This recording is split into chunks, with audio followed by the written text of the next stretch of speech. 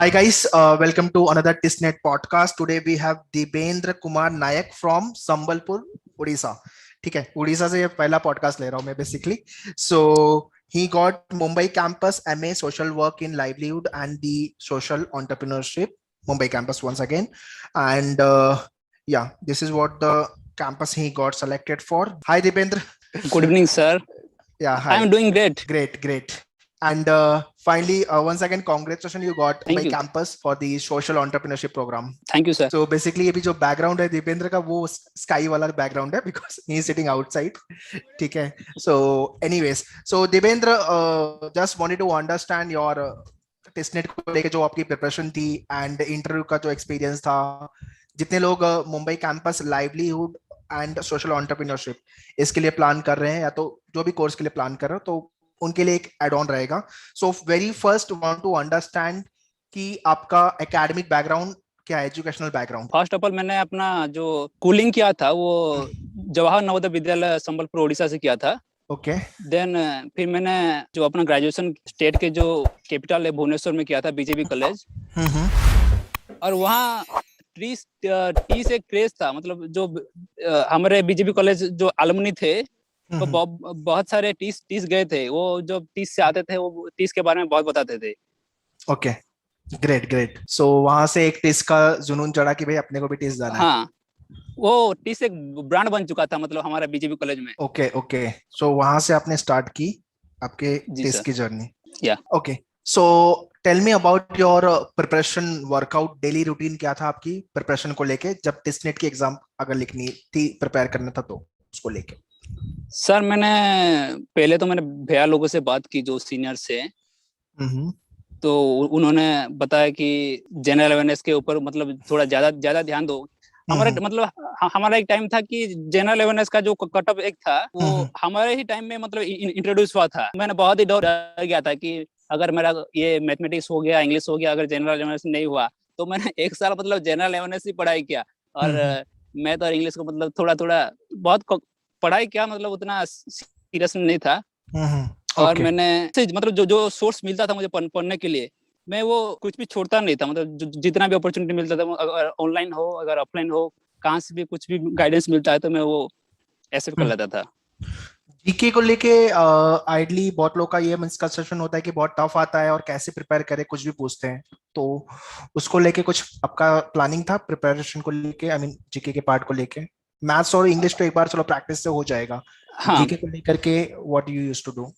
Sir GK का मैंने देखा था कि जो क्वेश्चन का पैटर्न था वो मैंने 4-5 साल का मैंने पूरा बना लिया था चार्ट की. हाँ, कि ये जीके का कुछ मतलब कुछ देखेंगे कि इंटरनेशनल का एक क्वेश्चन आएगा, कि अवार्ड का एक क्वेश्चन आएगा, और ज्योग्राफी का तीन क्वेश्चन, हिस्ट्री का 2. मैंने वो सब कुछ मतलब पार्ट में डिवाइड कर लिया था. Okay. मैं उसी चीज में ज्यादा फोकस करता था और मुझे पता था कि टीस का जीके मतलब बहुत ही डिफिकल्ट लगता था उतना. तो सब लोग बोलते थे कि यार टीस का जीके बहुत ही हार्ड होता है. तो मैंने जीके के ऊपर बहुत ही मतलब टाइम दिया था. Okay, great. Okay, coming to the mock test part. TISSNET के एग्जाम्स को लेके कोई mock test have you appeared?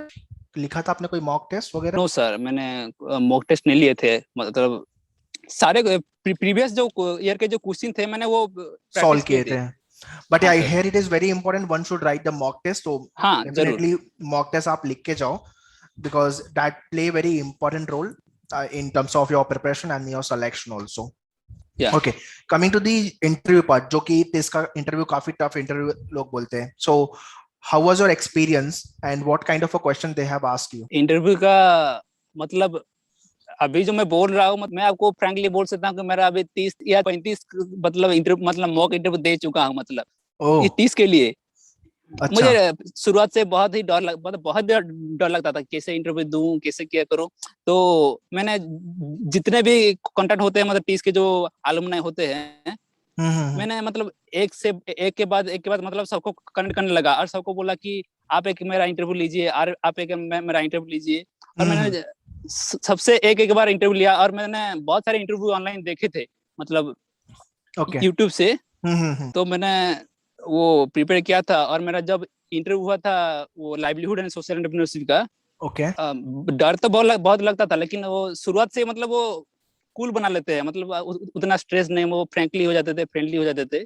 एक कंफर्ट और जोन दे देंगे आपको वो। हाँ, बहुत ही बढ़िया कंफर्ट जोन था। और उन्होंने जो क्वेश्चन पूछे थे, मैंने टीस के लिए मतलब बहुत ही प्रिपेयर किया था। मैंने सारे क्वेश्चन इंटरव्यू के रिलेटेड जितना भी क्वेश्चन था, जैसे कि मुझे सस्टेनेबल डेवलपमेंट गोल के बारे में पूछे थे, और न्यामगिरी हिल जो उड़ीसा का जो एक पार्ट है उसके बारे में बताए थे। और मैंने वो बहुत सारे चीज मतलब कवर कर लिया था। उन्होंने मुझे स्ट्रेट फॉरवर्ड 6 ही मतलब तीन पैनल 3 लोग थे जो उन्होंने मुझे 6 क्वेश्चन पूछे थे, और मैंने सारे का सारा मतलब ठीक से जवाब दिया था। मैंने वो सारा सब कुछ प्रिपेयर किया था। लेकिन अगर तुलजापुर का बोलूं तो वो उन्होंने मुझे शुरुआत से मेरे ग्रेजुएशन का ही कुछ क्वेश्चन पूछे, और मैंने ग्रेजुएशन में उतना फोकस नहीं किया था, मतलब मेरा जो कॉमर्स का था, मतलब। और सारे बहुत ही क्वेश्चन मतलब ग्रेजुएशन रिलेटेड था, तो इंटरव्यू उतना ठीक नहीं गया, मतलब ठीक था। 15 मिनट का इंटरव्यू हुआ था।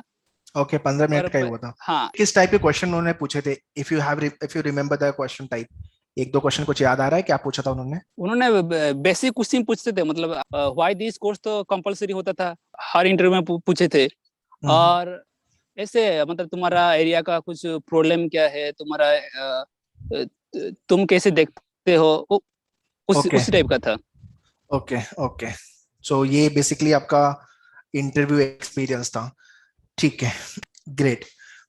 Coming to the in terms of the mistakes, जो एक मिस्टेक्स होती है एग्जाम खुद की प्रिपरेशन को लेकर के और रियल एग्जाम में, सो आपको क्या लगता है कौन कौन से मिस्टेक्स आपने की प्रिपरेशन और रियल एग्जाम में?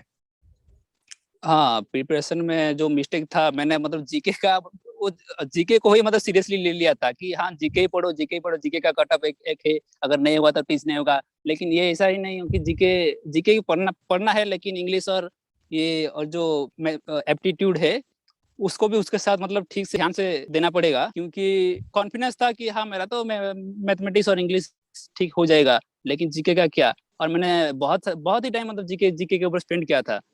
ओके, तो मैं बोलना चाहूंगा कि तीनों के ऊपर मतलब ठीक से इक्वली बैलेंस, इक्वली इंपॉर्टेंट है, तो सब पे ध्यान दो। हाँ। रियल एग्जाम जब आप लिख रहे थे उसमें ऐसा लगा कुछ मैंने मिस्टेक किया, ऐसा कुछ करता तो और अच्छा स्कोर आता?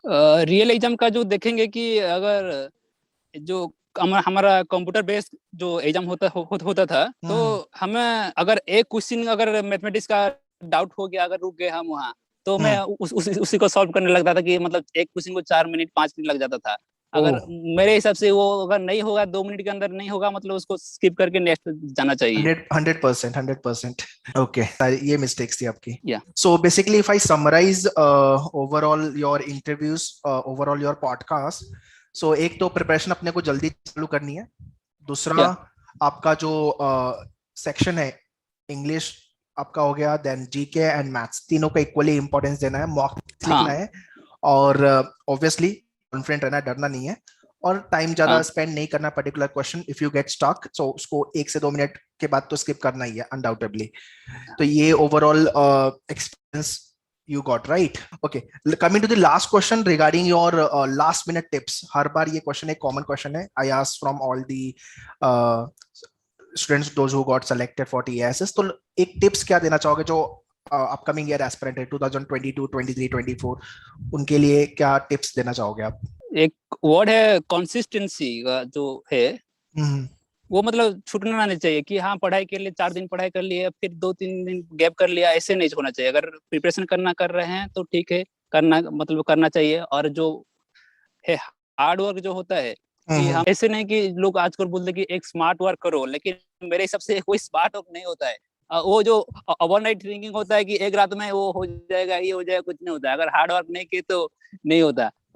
हार्ड वर्क ध्यान देना चाहिए, और कंसिस्टेंसी जरूरी है। Consistently you have to prepare for the exam which you are targeting for, and you need to be, I mean, obviously work hard. So work hard, consistency, ये दो चीज पे अपने को काम करना है. Yeah, definitely you will achieve your goal. So that's all guys from Debendra side. I hope you must be enjoying all the podcasts which keep on coming up. So in next podcast, if you want me to ask some more questions, some different questions, you can write in the comment box. Thank you Debendra for joining us and sharing your experience. Thank you sir, thank you. Yeah. Bye.